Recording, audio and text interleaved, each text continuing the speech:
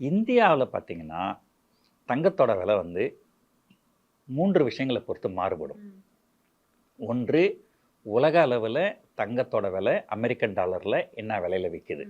அங்கே ஏறுச்சுன்னா இங்கே ஏறும், அங்கே இறங்குனா இங்கே இறங்கும். அது ஒன்று.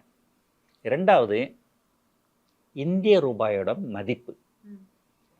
இப்போ நான் சொன்னேன் இல்லைங்களா, 1980லேருந்து 2007 வரைக்கும் 27 ஆண்டு காலம் வந்து உலக அளவில் தங்கம் ஏறவே இல்லை. ஆனால் இந்தியாவில் தங்கத்தோட விலை ஏறிக்கினே தான் இருந்தது. எதனாலன்னு சொன்னால் 1980ல் ஒரு டாலரோட மதிப்பு கிட்டத்தட்ட ஒரு 5 ரூபா 6 ரூபா இருந்தது. ஆனால் அதே 2007ல் ஒரு டாலரோட மதிப்பு கிட்டத்தட்ட 45 ரூபா. இப்போ டாலர் விலை ஏறிச்சா தங்க விலையும் ஏறும். Let's go holidays. Travel beyond boundaries.